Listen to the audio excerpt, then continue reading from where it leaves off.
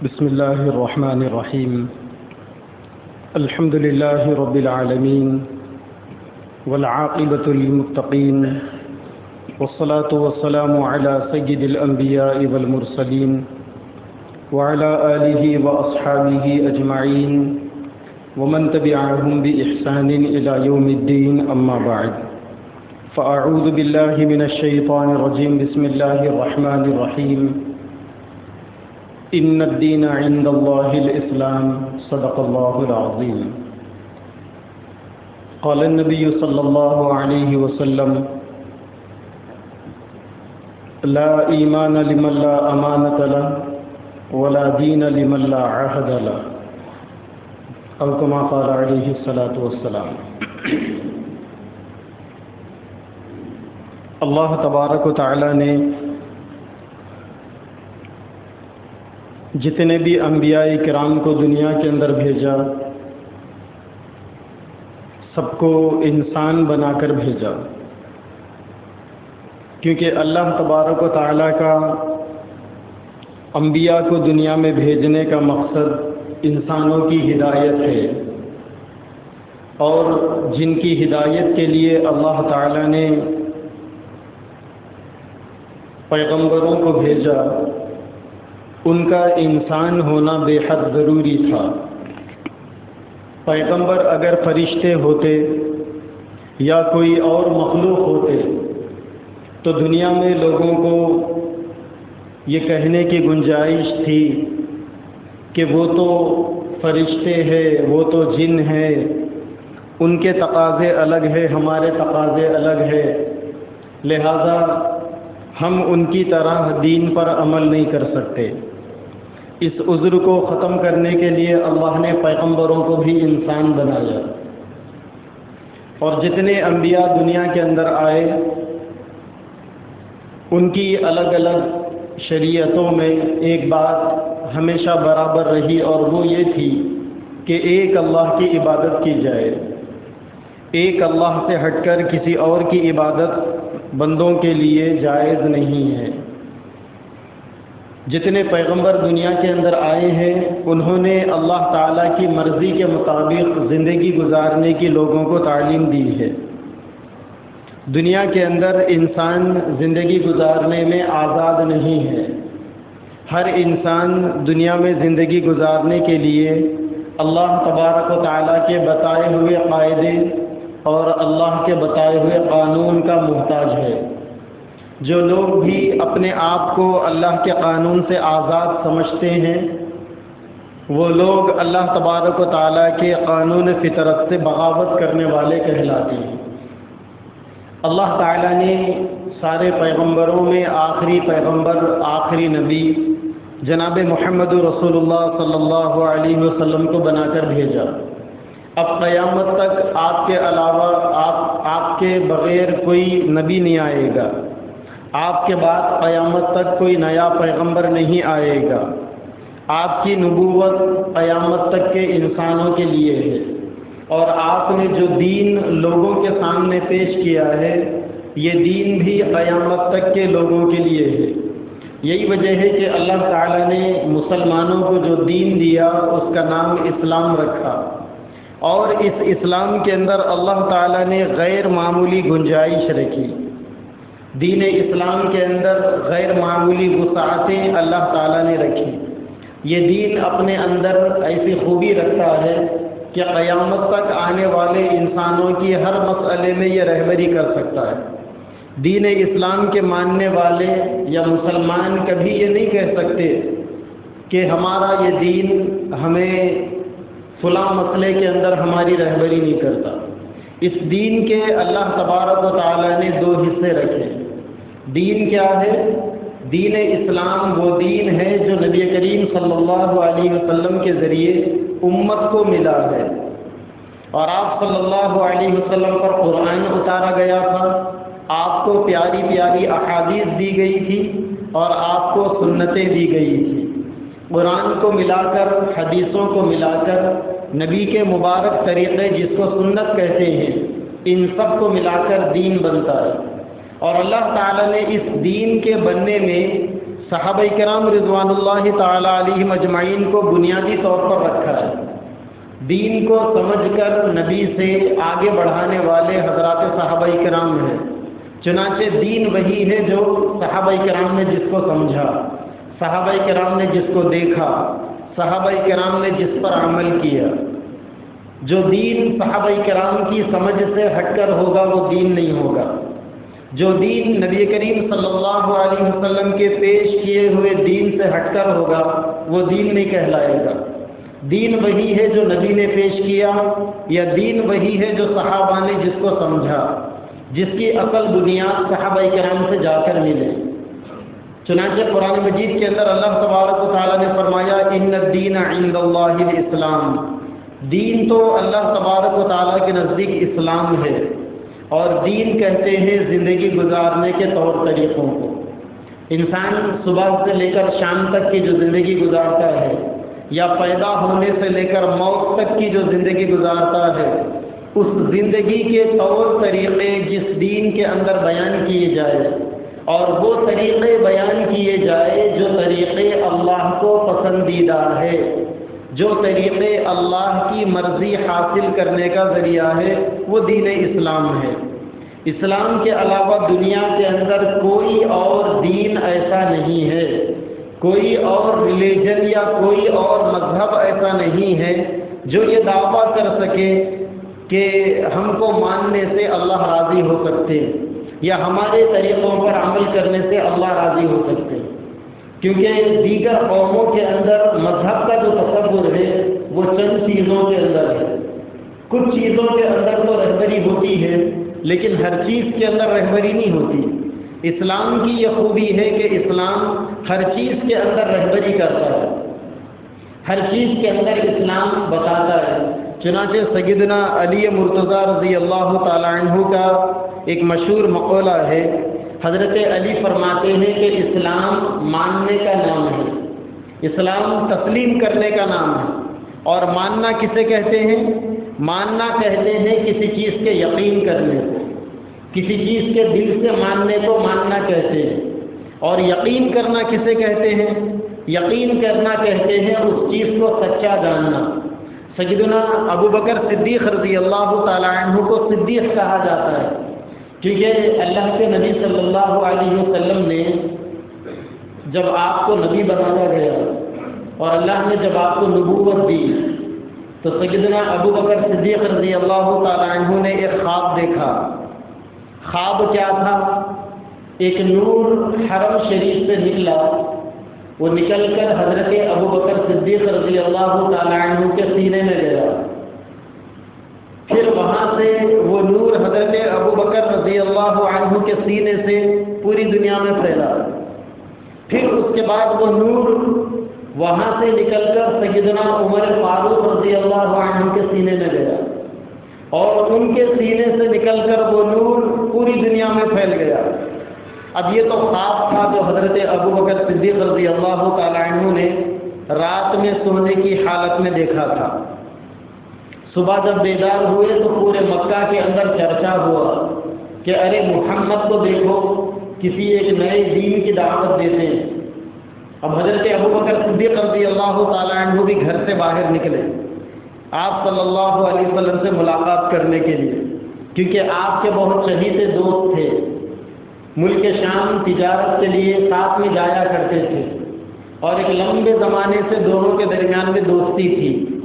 حضرت ابو بکر صدیق رضی اللہ تعالیٰ عنہ فطری طور پر سلیم الطبع انسان تھے، ان کی طبیعت کے اندر سلامتی تھی۔ ابھی اللہ کے نبی کو پیغمبری نہیں ملی تھی، نبوت نہیں ملی تھی، عمر میں اللہ کے نبی سے صرف 2 سال کے چھوٹے تھے۔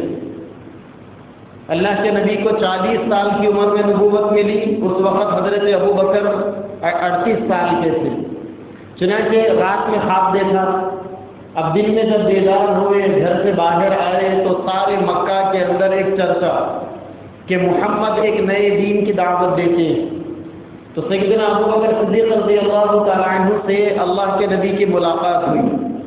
اللہ کے نبی نے حضرت ابو بکر صدیق کے سامنے اپنا دین پیش کیا، تو حضرت ابو بکر صدیق رضی اللہ تعالیٰ عنہ نے فوری اس دین کو قبول کر لیا۔ کیونکہ اب تک کا یہ تجربہ تھا، حضرت ابو بکر نے اللہ کے نبی کو تجارت میں، سفر میں دیکھا تھا اور ایک شریف انسان کی حیثیت سے آپ کو پایا تھا۔ حضرت ابو بکر سمجھ گئے تھے کہ یہ جھوٹ تو نہیں بول سکتے، اگر یہ کہتے ہیں کہ میں نبی بنایا گیا ہوں اور ایک نیا دین اللہ نے مجھے دیا ہے تو یقیناً یہ سچ کہہ رہے ہیں۔ حضرت ابو بکر کو اس بات کا یقین تھا اور اس بات کو انہوں نے دل سے مانا تھا، چنانچہ اللہ کے نبی نے ان کے سامنے دین کی دعوت پیش کرتے ہی حضرت ابو بکر دین کی دعوت کو قبول کر لیے۔ اللہ تبارک و تعالی نے قرآن مجید میں حضرت ابو بکر کے بارے میں فرمایا والذی جاء بالصدق وصدق به، وہ نبی جو سچائی کی تعلیم لے کر آیا ہے اور وہ ابو بکر جس نے اس نبی کی سچائی کی تعلیم کی تصدیق کی، اسی لیے حضرت ابو بکر کا نام صدیق پڑ گیا، اللہ کے نبی کی تصدیق کرنے والے، سب سے پہلے تصدیق کرنے والے۔ پھر اس کے بعد حضرت ابو بکر نے اللہ کے نبی سے پوچھا کہ آپ نبی ہیں، اس کی کیا دلیل ہے؟ پہلے تو بغیر کسی دلیل کے نبی کو نبی مان لیا، کلمہ پڑھ لیا۔ بعض دفعہ کبھی کبھی دوستان میں پوچھتے ہیں نا، میاں وہ آپ کی بات تو صحیح ہے لیکن اس کی وجہ کیا ہے ذرا بتاؤ۔ تو سیدنا ابو بکر صدیق رضی اللہ تعالیٰ عنہ نے بھی اللہ کے نبی سے پوچھا کہ میں نے تو آپ کو نبی مان لیا ہے لیکن آپ کے نبی ہونے کی دلیل کیا ہے؟ تو اللہ کے نبی نے فرمایا میرے نبی ہونے کی دلیل تمہارا رات میں دیکھا ہوا خواب ہے۔ حضرت ابو بکر صدیق رضی اللہ تعالیٰ عنہ دل رہے تھے، میں نے تو یہ خواب کسی سے بیان بھی نہیں کیا تھا اور ان کو کیسے پتا؟ پھر اللہ کے نبی نے فرمایا اس خواب کی تعبیر بھی بتائی۔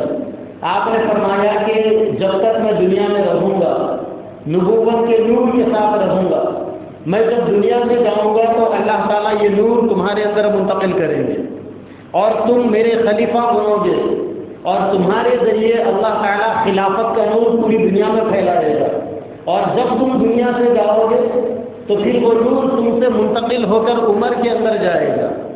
اس وقت تک حضرت عمر فاروق مسلمان نہیں ہوئے تھے، لیکن اللہ تبارک و تعالیٰ کی طرف سے یہ سب کرشمہ سازیاں چل رہی تھیں۔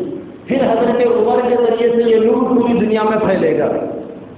هو الذي ارسل رسوله بالهدى ودين الحق ليظهره على الدين كله، اللہ تبارک و تعالیٰ اس دین کو سارے دینوں پر غالب کرنے کے لیے نبی کو نبی بنا کر، رسول کو رسول بنا کر بھیجا۔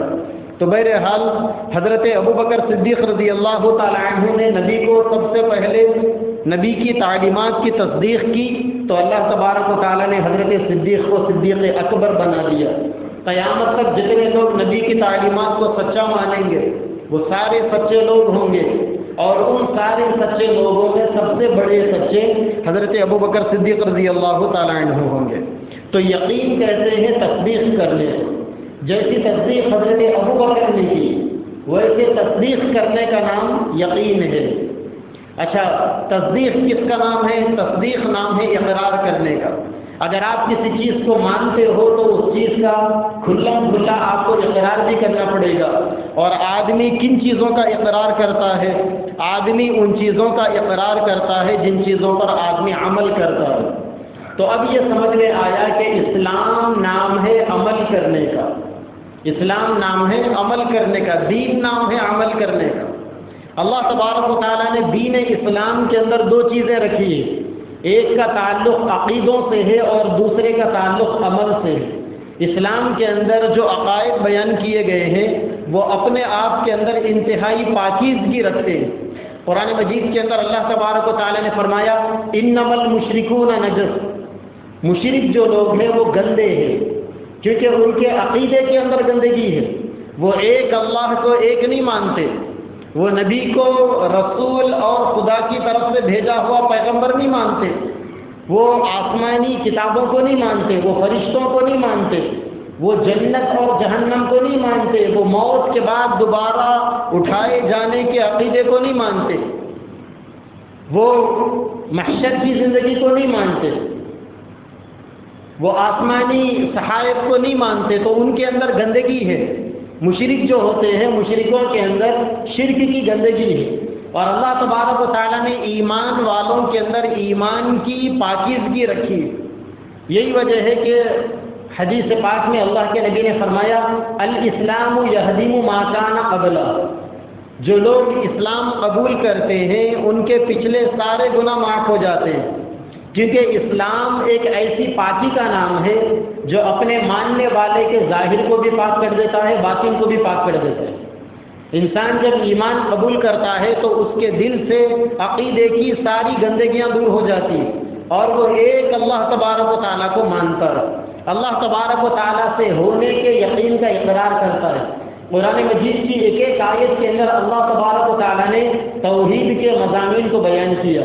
سورہ فاتحہ کے اندر ہم پڑھتے ہیں ایاک نعبد و ایاک نستعین، اے اللہ ہم آپ ہی کی عبادت کرتے ہیں اور آپ ہی سے مدد مانگتے ہیں۔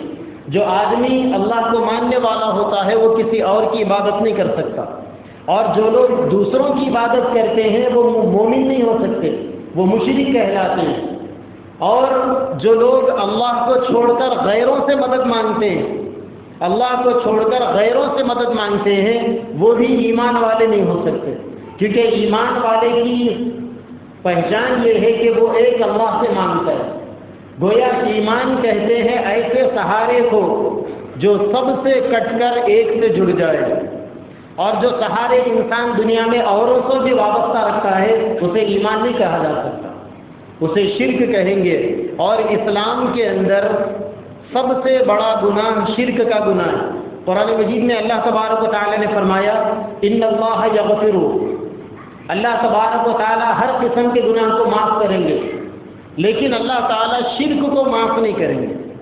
شرک ایک اتنا بڑا گناہ ہے کہ شرک کو اللہ تبارک و تعالیٰ کبھی معاف نہیں کریں گے، کیونکہ اللہ تبارک و تعالیٰ نے بندوں کو اپنی عبادت کے لیے پیدا کیا۔ ایک حدیث قدسی ہے، اللہ تعالیٰ فرماتے ہیں کنت کنزا مخفیا، میں چھپا ہوا خزانہ تھا، فاحببت ان اعرف بی، میں نے چاہا کہ میرا تعارف ہو، فخلقت الخلق، تو میں نے اپنے تعارف کے لیے مخلوق کو پیدا کیا۔ کائنات کے اندر جتنی مخلوق ہے یہ اللہ کے تعارف کے لیے، اللہ کی پہچان کے لیے، اور ساری مخلوق میں اللہ تعالیٰ نے انسانوں کو اشرف بنایا، انسانوں کو اشرف المخلوق بنایا وہ اس وجہ سے کہ آدمی دنیا میں پیدا ہو کر اللہ کو پہچانتا ہے، اور اللہ تعالیٰ نے انسانوں کی پیدائش کا مقصد یہ بیان کیا وما خلقت الجن والانس الا لیعبدون، انسان اور جنات کی پیدائش کا بنیادی مقصد یہ ہے کہ وہ میری عبادت کریں۔ بعض علماء کرام فرماتے ہیں الا لیعبدون کی جگہ پہ الا لیعرفون، یعنی اللہ نے انسانوں اور جنات کو اپنی پہچان کے لیے پیدا کیا، اپنے تعارف کے لیے پیدا کیا۔ تو دنیا میں انسانوں کے آنے کا بنیادی مقصد اللہ کو پہچاننا ہے۔ بینک بیلنس بنانا، پراپرٹیاں سجانا یا اپنی دنیا کو ہی سب کچھ سمجھ لینا یہ دنیا میں آنے کا بنیادی مقصد نہیں ہے، یہ تو انسان کی زندگی کی ضروریات میں سے ایک چیز ہے، ورنہ دنیا میں آنے کا جو بنیادی مقصد ہے وہ اللہ کی پہچان ہے۔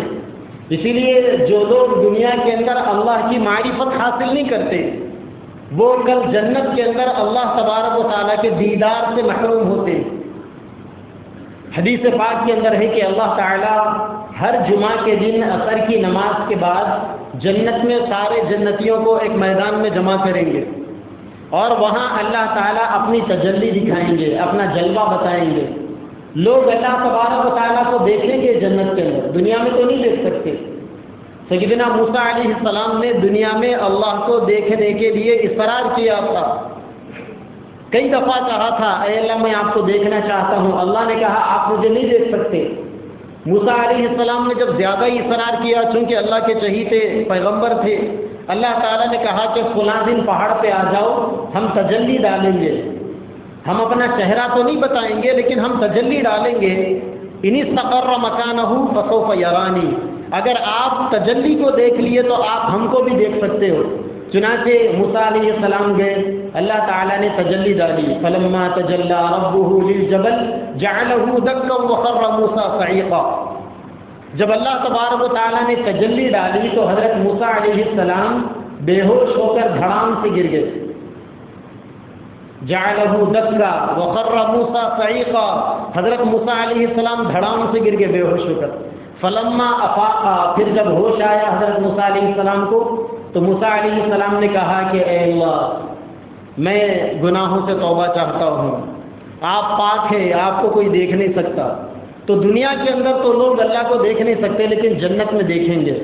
وہاں جانے کے بعد اللہ تعالیٰ ایمان والوں کو استطاعت پیدا کر دیں گے اللہ کو دیکھنے کی۔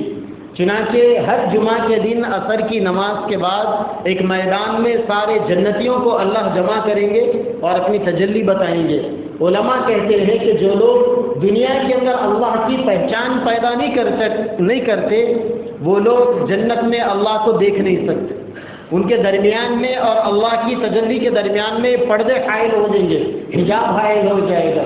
اسی لیے دنیا میں ہمارے آنے کا بنیادی مقصد یہ ہے کہ ہم اللہ کو پہچانیں، ہر چیز کے اندر اللہ تبارک و تعالیٰ کی تجلی کو دیکھیں، اللہ تبارک و تعالیٰ کے جلووں کو تلاش کرے۔ علامہ اقبال رحمۃ اللہ علیہ نے کہا تھا نا، کون سی جا ہے جہاں جلوہ معشوق نہیں، کون سی جا ہے جہاں جلوہ معشوق نہیں، شوق نظر شوق دیدار اگر ہو تو نظر پیدا کر۔ اگر کوئی آدمی اللہ کو دیکھنا چاہتا ہے تو دنیا کے ذرے ذرے کے اندر انسان کو اللہ کا جلوہ نظر آ سکتا ہے، لیکن ہمیں نظر نہیں آ رہا۔ اگر دیکھنا چاہتے ہیں تو نظر پیدا کرو۔ علامہ اقبال یہ کہتے ہیں، ایک شاعر نے اور بھی اس کو آسان کر کر یوں کہا، بسا اس قدر میری نظروں میں تو ہے، بسا اس قدر میری نظروں میں تو ہے، جدھر دیکھتا ہوں ادھر تو ہی تو ہے۔ میرا مجھ میں کیا ہے، فقط ایک ذات ہے، جو بھی کچھ ہے بس تو ہی تو ہے۔ انسان کی اصل پہچان یہ ہے کہ انسان اللہ کے سامنے اپنے آپ کو فنا کر دے، اپنے آپ کو مٹا دے۔ اسلام کہتے بھی اسی کو ہے۔ اسلام کسے کہتے ہیں؟ اسلام کہتے ہیں اپنے آپ کو کسی کے سامنے سرنڈر کر دینا، حوالے کر دینا۔ مسلمان کو مسلم اس وجہ سے کہا جاتا ہے کہ وہ اپنی ساری مرضیات کو اللہ کے حوالے کر دیتا ہے، اپنی ساری مرضی کو اللہ کے حوالے کر دیتا ہے۔ یہی وجہ ہے کہ جب کوئی بندہ 100% مسلمان بن جاتا ہے تو پھر اس کو دین پر عمل کرنے میں کچھ بھی مشکل پیش نہیں آتی، دین پر عمل کرنے میں اسے سختی نہیں ہوتی۔ اور یہ جو کہا گیا ہے الدین یسر، دین آسان ہے، اگر آدمی کے اندر صحیح معنی میں اسلام پیدا ہو جائے تو دین کے نام پر اپنی گردن کٹانا بھی انسان کے لیے آسان ہے۔ صحابہ کرام کے واقعات سے کتابیں بھری پڑی ہیں۔ صحابہ کرام، وہ واقعہ سنا ہوگا آپ نے، ایک صحابی کھجور کھاتے ہوئے بیٹھے تھے، 3 دن سے کچھ نہیں تھا پیٹ میں، میدان جنگ کے اندر ایک کھجور مل گیا، کھجور کھاتے ہوئے بیٹھے، اللہ کی نبی کی طرف سے آواز لگی، ادھر سے کھجور کو پھینکا، تلوار کو لے کر دشمنوں کے بیچ میں گھس گئے، لڑتے لڑتے جام شہادت نوش کر لیا۔ اگر انسان کے دل کے اندر صحیح معنی میں اسلام کی محبت آ جائے تو اپنے خواہشات کو قربان کرنا تو بالکل چھوٹی چیز ہے، معمولی چیز ہے۔ آدمی کے لیے اپنی گردن کٹانا بھی آسان ہو جاتا ہے۔ اور یہی وجہ ہے کہ اللہ تبارک و تعالیٰ مقام شہادت کسی کسی کو نصیب کرتے ہیں، ہر کسی کو نصیب نہیں ہوتا ہے۔ شاعر کہتا ہے یہ شہادت گہے الفت میں قدم رکھنا ہے، یہ شہادت گہے الفت میں قدم رکھنا ہے۔ لوگ سمجھتے ہیں، لوگ آسان سمجھتے ہیں مسلمان ہونا، مسلمان ہونا آسان نہیں ہے۔ مسلمان وہ ہے جو اپنی مرضی کو اللہ کے دین پر قربان کر دے۔ جب آپ نے اپنی مرضی کو اللہ کے دین پر قربان کر دیا تو اب آپ کی مرضی کہاں ہے؟ حضرت علی رضی اللہ تعالیٰ عنہ کہتے ہیں اسلام نام ہے رب کی مرضی پر چلنے کا۔ جہاں انسان خود کی مرضی پر چلتا ہے وہاں انسان اسلام سے نکل جاتا ہے۔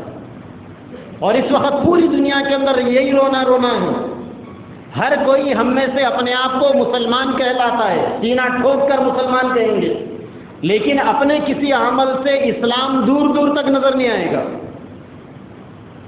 یہی وجہ ہے کہ وہ ایک مشہور مورخ تھا، سیاح، ساری دنیا کا اس نے سفر کیا تھا۔ اس نے ایک بڑی مزے کی بات کہی، اس نے کہا کہ میں نے یورپ میں اسلام کو نہیں دیکھا، مسلمانوں کو دیکھا، میں نے یورپ میں اسلام کو نہیں دیکھا، مسلمانوں کو دیکھا، اور میں نے مڈل ایسٹ کے اندر، گلف کنٹریز کے اندر اسلام کو دیکھا، مسلمانوں کو نہیں دیکھا۔ میں نے یورپ کے اندر اسلام کو نہیں دیکھا، مسلمانوں کو دیکھا، کیونکہ وہاں کا قانون الگ ہے، اسلامی قانون نہیں ہے وہاں پر، لیکن وہاں 100% دین پر عمل کرنے والے مسلمان ہیں۔ اور میں نے گلف کے اندر، عرب ملکوں کے اندر اسلام کو تو دیکھا کہ یہاں پر لوگ کلمہ پڑھتے ہیں، یہاں کی عدالتوں میں قرآن اور حدیث رکھا ہوا ہے، لیکن مسلمانوں کو میں نے نہیں دیکھا، وہاں کے لوگ اسلام کو فالو نہیں کرتے۔ ابھی کل ظہیر آباد میں ایک پروگرام تھا، ایک صاحب بتا رہے تھے ان کی رشتے کی کوئی بہن امریکہ میں رہتی ہے، اور بتا رہے تھے کہ وہ روزانہ امریکہ کی مختلف ریاستیں، بہت بڑا ہے امریکہ، یونائٹڈ اسٹیٹ اسی لیے کہا جاتا ہے اسے، کئی الگ الگ ریاستیں ہیں، اور ایک ریاست سے دوسری ریاست کو، ایک اسٹیٹ سے دوسرے اسٹیٹ کو جانے کے لیے کبھی کبھی 12 گھنٹے فلائٹ میں سفر کرنا پڑتا ہے، اور دوسرے اسٹیٹوں کو بائی روٹ سے بھی سفر ہوتا ہے۔ تو کل ایک مولانا صاحب کہنے لگے کہ ہماری بہن امریکہ میں رہتی ہے اور ان کی دینداری کا عالم یہ ہے کہ سر کے بال سے لے کر پیر کے ناخن تک مکمل پردے میں ہوتی ہے، وہ یہاں تک کہ ہاتھوں کے دستانے بھی پہنی ہوئی ہوتی ہے۔ ان کے پورے جسم میں اگر کوئی چیز نظر آتی ہے تو وہ صرف آنکھ نظر آتے ہیں، اور آنکھوں کے اوپر بھی اسکارف باندھنے کے بعد دوبارہ کپڑا وہ ڈال لیتی ہے۔ لوگ ان ممالک کے اندر اتنا 100% دین پر عمل کر رہے ہیں۔ ایک نوجوان ہمارے اس ملک سے تعلق رکھنے والا لندن گیا تھا پڑھنے کے لیے، اور وہاں چونکہ ایجوکیشن پرپس پر گیا تھا، وہ کسی یونیورسٹی میں اس کا ایڈمیشن تھا، ایک گھر اس نے رینٹ پر لیا تھا، اور وہ جو مکان مالک تھے ایک بوڑھی عورت تھی، انگریز تھی، وہ کرسچن تھی، اور یہ مسلم نوجوان اس کے گھر میں کرائے سے رہتا۔ آپ کو تو معلوم ہے کہ ان ممالک کے اندر سردی کتنی ہوتی ہے، ان دنوں کے اندر وہاں پر برف باری ہوتی ہے، -ڈگری چلتی ہے، پانی کا استعمال کرنا مشکل ہو جاتا ہے، آدمی پانی کو ڈالتا ہے تو وہ نیچے گرتے گرتے برف کی شکل اختیار کر لیتا ہے، ایسی ٹھنڈک وہاں پر ہوتی ہے۔ لیکن وہ بوڑھی عورت دیکھا کرتی تھی کہ نوجوان رات میں 3 بجے اٹھ رہا ہے، کڑاکے کی سردی ہے، اور اس سردی کے اندر وہ نوجوان ٹھنڈے پانی سے وضو کرتا ہے اور وضو کر کر نماز پڑھتا ہے۔ کئی دنوں تک وہ بوڑھی عورت اس کو دیکھتی رہی۔ ایک دفعہ اس کو بلایا ناشتے پر، بلا کر کہا کہ بیٹے تم رات میں کیا کرتے ہو؟ وہ کہنے لگا کہ اماں میں رات میں اٹھ کر پریئر کرتا ہوں، نماز پڑھتا ہوں۔ اس نے کہا کہ بیٹے چونکہ رات میں سردی زیادہ ہوتی ہے، برف باری ہوتی ہے، -ڈگری ہے، اور تم ٹھنڈے پانی سے وضو کرتے ہو، مجھے کبھی کبھی یہ ڈر لگتا ہے کہ کہیں اس پانی سے وضو کرنے میں تمہارے اوپر تمہارے اعضاء شل نہ ہو جائے، تمہارے اوپر پیرالائسس کا اٹیک نہ ہو جائے، لہذا تم ایسا نہیں کر سکتے کہ وہ 4 بجے کی نماز تم 8 بجے پڑھ لیتے یا 12 بجے پڑھ لیتے سورج نکلنے کے بعد۔ تو اس نوجوان نے کہا کہ اماں ہمارے اسلام میں اس کی اجازت نہیں ہے، ہمارے اسلام میں اللہ تعالیٰ نے فرمایا وَكَانَ الصَّلَاةُ إِنَّ الصَّلَاةَ كَانَتْ عَلَى الْمُؤْمِنِينَ كِتَابًا مَوْقُوتًا، کہ مسلمانوں پر اللہ کی جانب سے نمازوں کے اوقات متعین ہیں، اسی لیے یہ فجر کی نماز کا وقت ہے تو مجھے اسی وقت میں نماز پڑھنا ہوتا ہے، میں اس نماز کو ٹال کر سورج کے نکلنے کے بعد، موسم کے گرم ہونے کے بعد 8 بجے یا 10 بجے نہیں پڑھ سکتا۔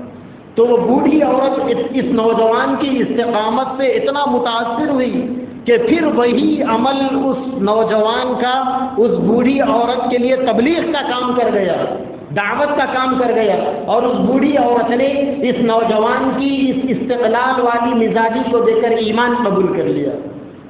تو دین اصل عمل کا نام ہے، اسلام اصل میں عمل کا نام ہے۔ اسلام کے الگ الگ شعبے ہیں، پڑھنا پڑھانا یہ بھی اسلام کا ایک شعبہ ہے، دعوت و تبلیغ یہ بھی اسلام کا ایک شعبہ ہے، بچوں کی تربیت یہ بھی اسلام کا ایک شعبہ ہے، جنگوں کے اندر جا کر لڑنا، قتال کرنا، اپنی جانوں کو قربان کرنا یہ بھی ایک اسلام کا شعبہ ہے، اور تصوف و احسان اور سلوک جو اللہ والے خانقاہوں کے اندر کراتے ہیں وہ بھی اسلام کا ایک شعبہ ہے۔ لیکن آپ اسلام کے سارے شعبوں کو اگر جمع کر لیں گے تو آپ کو نظر آئے گا کہ اسلام سراپا عمل کا نام ہے۔ اسلام کسی زمانے کے اندر بھی دعوے کا نام نہیں تھا، صرف یہ کہہ لینا کہ میں مسلمان ہوں، صرف یہ جتانا کہ ہم مسلمان برادری سے تعلق رکھتے ہیں انسانوں کے لیے کافی نہیں ہے، اس کے لیے تو عمل کرنا پڑے گا۔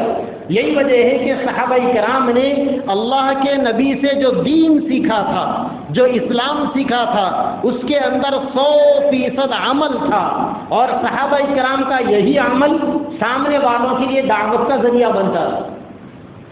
صحابہ کرام اللہ کے نبی کے بعد 1.5 لاکھ صحابہ کرام تھے، اور آج آپ مکہ اور مدینہ کے جو 2 مشہور قبرستان ہیں، مکہ کے اندر جنت المعلی اور مدینہ کے اندر جنت البقیع، علماء کہتے ہیں کہ ان دونوں قبرستانوں کے اندر بڑی مشکل سے 10,000 صحابہ کی قبریں ملیں گی۔ اس کے علاوہ جو 1,40,000 صحابہ تھے وہ اللہ کے نبی کے دین کو لے کر پوری دنیا میں پھیل گئے، اور وہ دنیا کے جن ملکوں کے اندر بھی گئے وہاں کی زبان انہیں آتی نہیں تھی، لیکن صحابہ کرام کے لائف اسٹائل کو دیکھ کر، ان کی عملی زندگی کو دیکھ کر سامنے کے لوگ مسلمان بنتے۔ آج اسلام کے سب سے بڑے دشمن اگر کوئی ہے تو وہ مسلمان ہیں۔ مجھے اچھی طریقے سے یاد ہے سن 2002 کے اندر جب میرے 4 مہینے لگے تھے، ملا پلی مرکز کے اندر جانا ہوا تھا، تو وہاں امریکہ کے ایک نوجوان کی تقریر ہوئی تھی۔ کسی نے کہا تھا کہ یہ تیلگو فلموں کے جو سپر اسٹار ہے سمن، ان کے بھائی ہیں، یہ کنورٹ ہے، امریکہ میں رہتے ہیں، ماشاءاللہ 6.5 فٹ کا ان کا قد، اور ایسا نورانی چہرے کو دیکھ کر ہی لگتا تھا کہ واقعی یہ ایک عملی مسلمان۔ وہ تقریر کرتے ہوئے حضرت مولانا علی میاں ندوی رحمۃ اللہ علیہ کا ایک جملہ انہوں نے سنایا۔ مولانا علی میاں ندوی رحمۃ اللہ علیہ فرماتے تھے، آج مسلمانوں کی مثال ایسی ہی ہے جیسا کہ خزانے کے اوپر بیٹھا ہوا اژدہا ہے۔ خزانوں کے اوپر جو اژدہے بیٹھے ہوئے ہوتے ہیں، آج مسلمانوں کی مثال ایسی ہے کہ وہ اژدہا اس خزانے سے نہ خود فائدہ اٹھاتا ہے نہ دوسروں کو فائدہ اٹھانے دیتا ہے۔ اور آج ہم مسلمانوں کی حالت بھی ایسی ہے کہ اسلام پر اژدہے بن کر بیٹھے ہوئے ہیں، نہ اس اسلام سے خود فائدہ اٹھاتے ہیں، نہ خود عمل کرتے ہیں، اور نہ دوسروں کو فائدہ اٹھانے دیتے ہیں۔ اگر مسلمان 100% مسلمان بن جائے، اپنی زندگیوں کے اندر انقلاب پیدا کر لے، اپنی تربیت کر لے اسلامی ماحول میں، گھریلو زندگی سے لے کر معاشرتی زندگی تک، تنہائیوں سے لے کر عوامی زندگی تک، انفرادی زندگی سے لے کر اجتماعی زندگی تک، پرائیویٹ لائف سے لے کر پولیٹیکل لائف تک، اگر مسلمان 100% دین کے اوپر عمل کر لے تو آج دنیا کے اندر یہ جو دین کے بارے میں بدگمانیاں پھیلائی جا رہی ہیں، دین کو جو بدنام کیا جا رہا ہے، اور ہر قسم کے فتنے اور فساد کو دین سے جوڑا جا رہا ہے، وہ بیچارے ناعاقبت اندیش ہیں، ان کو معلوم نہیں کہ دین کس چیز کا نام ہے۔ ہم نے کبھی ان کے سامنے دین کا تعارف کروایا ہی نہیں۔ ابھی شہر حیدرآباد کی حالت ایسی ہو گئی ہے کہ نان مسلم ایریاز کے اندر مسلمانوں کو کوئی رینٹ پر گھر دینے کے لیے تیار نہیں۔ اگر ان سے وجہ پوچھی جاتی ہے تو وہ یہ کہتے ہیں کہ مسلمانوں کے اندر رات بھر جگنا، ٹی ویاں دیکھنا، شور شرابہ کرنا، پتے کھیلنا، کیرم کھیلنا، وقت کو برباد کرنا، ٹائم پاس کرنا، یہ مسلمانوں کا مذہبی حصہ ہے۔ لہذا ہم اپنی راتوں کی نیندوں کو ایسے لوگوں کو گھر کرایے سے دے کر برباد نہیں کر سکتے۔ جو نان مسلم ایریاز کے اندر بڑے بڑے فنکشن ہال ہے، اگر کوئی مسلمان جاتا ہے فنکشن ہال بک کرنے کے لیے نہیں دیا جاتا انہیں۔ کیوں؟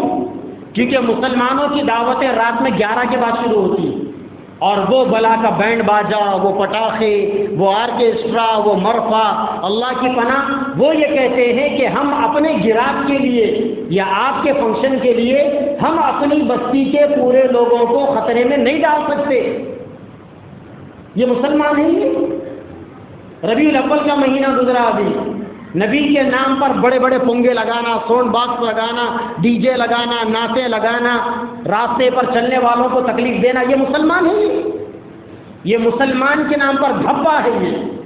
یہ مسلمان نہیں، یہ مسلمانوں کے نام پر اسلام کے کٹر دشمن ہے۔ یہ ان سے بڑا دشمن روئے زمین کے اوپر اسلام کا کوئی ہو ہی نہیں سکتا کہ انہوں نے اپنی بدعمالیوں کو اسلام کی پہچان بنا دی۔ ایک وہ زمانہ تھا آج سے 20-25 سال پہلے کا زمانہ، جب بہویں اور بیٹیاں مسلمانوں میں جلائی نہیں جاتی تھی، کسی اور قوم میں جلائی جاتی تھی جہیز کی لعنت کا ڈیمانڈ کر کر۔ لیکن آج کیا مسلمان گھرانوں میں بہوؤں اور بیٹیوں کو جلایا نہیں جاتا؟ کیا ان کو ٹارچر نہیں کیا جاتا؟ یہ مسلمان ہیں۔ یہ نبی جو دین لے کر آئے تھے، جو دین سراپا رحمت تھا، جو دین سراپا پرامن تھا، آج ہم نے بدعملی کی اتنی سرحدوں کو پار کر لیا کہ آج ہمارے بگڑے ہوئے اخلاق اسلام کی ترجمان بن گئی۔ کہاں اسلام اور کہاں آج کا بدعمل مسلمان؟ کوئی برابری نہیں ہے دونوں کے درمیان میں، کوئی برابری نہیں ہے دونوں کے درمیان میں۔ اسی لیے اگر آج کوئی نان مسلم اسلام کو سمجھنا چاہتا ہے تو اسے کہنا پڑتا ہے کہ اسلام کو کتابوں میں تلاش کرو، اسلام کو مسلمانوں میں تلاش مت کرو۔ اگر آپ اسلام کو مسلمانوں میں تلاش کرو گے تو پھر یہ عہد ماضی کی باتیں ہیں، کبھی آپ کو اسلام مسلمانوں میں نہیں ملے گا۔ اگر اسلام کو کتابوں میں تلاش کرو گے تو آج بھی اسلام اپنی رحمت والی تعلیمات کے ساتھ کتابوں کے اندر آج بھی زندہ ہے اور انشاءاللہ قیامت تک زندہ رہے گا۔ جو لوگ اپنے آپ کو اسلام کے سانچے میں ڈھالتے ہیں، نبوی تعلیمات کے سانچے میں ڈھالتے ہیں، اللہ تبارک و تعالیٰ کی مرضیات کے سانچے میں ڈھالتے ہیں، اللہ تبارک و تعالیٰ کی مدد ایسی قوموں کے ساتھ ہوتی ہے۔ اب سمجھو اللہ تعالیٰ نے قرآن مجید میں یہ کیوں فرمایا، ان تنصروا اللہ ینصرکم، اگر تم میرے دین کی مدد کرو گے، اگر تم 100% مسلمان بن جاؤ گے، میں تمہاری مدد کروں گا۔ وَيُثَبِّتْ أَقْدَامَكُمْ، اور تمہارے قدموں کو تمہارے دشمنوں کے مقابلے میں جما دوں گا، تمہیں استقامت کی دولت عطا کروں گا۔ لیکن اگر تم دین اسلام کے اوپر 100% عمل نہیں کرتے تو پھر تمہاری مدد کا اللہ تبارک و تعالیٰ کی جانب سے کوئی وعدہ نہیں۔ اللہ کی مدد صرف مسلمانوں کے لیے ہے، اور ان مسلمانوں کے لیے ہے جو خوشی اور غمی کے موقع پر اللہ کے احکامات کو مانتے ہیں۔ اللہ معاف کرے، ہماری حالت تو ایسی ہو چکی، اتنے بدترین حالات پورے عالم میں مسلمانوں کے خلاف، لیکن آج تک ہمارے روحے کا مضمون نہیں بدلا، آج تک ہماری شادی بیاہ کا لائف اسٹائل نہیں بدلا، رنگ ڈھنگ نہیں بدلا، باضابطہ روحے آ رہے ہیں۔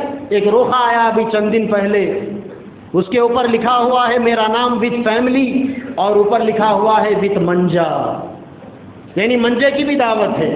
یہ کیا ہے منجا؟ یہ کون سے دین کا حصہ ہے یہ منجا؟ ارے اسلام تو بچی کے گھر کی دعوت کی بھی اجازت نہیں دیتا۔ اسلام یہ کہتا ہے کہ ولیمہ کرو تو میکسیمم ایک بکرا کاٹ کے کرو، اس سے زیادہ چوپٹپی اسلام ولیمے میں اجازت نہیں دیتا۔ اسلام شادی کے دن لڑکی کے گھر کی دعوت کی اجازت نہیں دیتا، اور یہ منجے چل رہے ہیں، گنجے چل رہے ہیں، سب چل رہا ہے یہاں۔ اور یہ بے غیرت بے شرم کہیں کا اپنے آپ کو مسلمان کہتا ہے، مار نہیں کھائے گا یہ اللہ کے دشمنوں سے، مار کھائے گا، پیٹے گا، یہ پیٹے گا، مار کھائے گا۔ اگر سمجھ میں نہیں آتا تو تاریخ کو پڑھ لو، 6ویں صدی ہجری کے اندر جو تاتاریوں کا جو انقلاب آیا تھا، اس زمانے کے اندر مسلمان ایسی بدعمالیوں کے اندر ملوث تھے۔ اس زمانے کے ایک بادشاہ کے بیٹی کی شادی ہوئی، 2 مہینے تک شادی کا جشن منایا جاتا رہا۔ پھر لوگوں نے دیکھا کہ چند مہینوں کے بعد اللہ نے اسی بغداد شہر کے اوپر تاتاریوں کو مسلط کر دیا۔ 1 ہفتے کے اندر پوری بغداد سٹی کے 15 لاکھ مسلمانوں کو گاجر مولی کی طرح کاٹا گیا۔ اب کوئی شکوہ کر سکتا ہے اللہ کے سامنے؟ متی نصر اللہ، اے اللہ مدد کب آئے گی؟ اللہ تعالیٰ نے تو کہہ دیا تھا کہ مدد اس وقت آئے گی جب تم دین پر 100% عمل کرو گے، اور جب تم دین کے نام پر اپنی عیاشی کرو گے، منمانی کرو گے تو پٹتے رہو گے، مرتے رہو گے، تمہارے کاروبار کو جلایا جائے گا، تمہاری بچیوں کی عزتوں کو نیلام کیا جائے گا، تمہارے آنکھوں کے سامنے تمہارے بچوں کو بلی کا بکرا بنایا جائے گا۔ یہ طے ہے یہ۔ اسی لیے مسلمانوں کو ہوش کے ناخن لینا چاہیے اور اپنے آپ کو 100%، 2 چیزیں آج کے دور کے مسلمانوں کے لیے، 2 آپشن، یا تو اپنے آپ کو 100% مسلمان بناؤ یا اپنے آپ کو مسلمان کہنا چھوڑ دو۔ کوئی فرق پڑنے والا نہیں ہے ہمارے مسلمان کہنے سے۔ کوئی آدمی نام سلمان رکھ لینے سے مسلمان نہیں بنتا، نام عبداللہ رکھنے سے آدمی کوئی مسلمان نہیں بنتا۔ وہ کلکتہ کے ہائی کورٹ کا چیف جسٹس تھا نا سی ایم حبیب اللہ. سی ایم حبیب اللہ کتنا پیارا نام ہے حبیب اللہ. حبیب اللہ کے کیا معنی؟ اللہ کا دوست. نبی کریم صلی اللہ علیہ وسلم کا ایک نام حبیب اللہ. کلکتہ کا ہائی کورٹ کا چیف جسٹس تھا سی ایم حبیب اللہ. مرتے وقت اس نے وصیت کی تھی کہ میں جب مر جاؤں تو میرے مرنے کے بعد میری لاش کو مسلمانوں کی طرح کفن دفن نہیں کرنا، بلکہ میری لاش کو غیروں کی طرح جلانا میری لاش کو.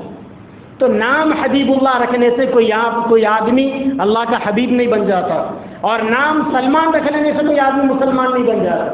نام عبداللہ رکھنے سے کسی آدمی کے اندر صفت عبدیت پیدا نہیں ہوتی. وہ پیدا کرنے کے لیے آدمی کو پورے شعور کے ساتھ اسلام کی بنیادی تعلیمات، عقائد کی تعلیمات، اعمال کی تعلیمات، سنتوں کی تعلیمات، قرآن اور حدیث کی تعلیمات خود بھی پڑھنا پڑتا ہے، اور اپنی اولاد کو مسلمان بنانے کے لیے ان کو بھی پڑھانا پڑتا ہے. اللہ تبارک و تعالی ہم سب کو صحیح سمجھ اور صحیح بوجھ عطا فرمائے، اور اللہ تعالی ہم سب کو عملی مسلمان بنائے. وآخر دعوانا الحمدللہ رب العالمین.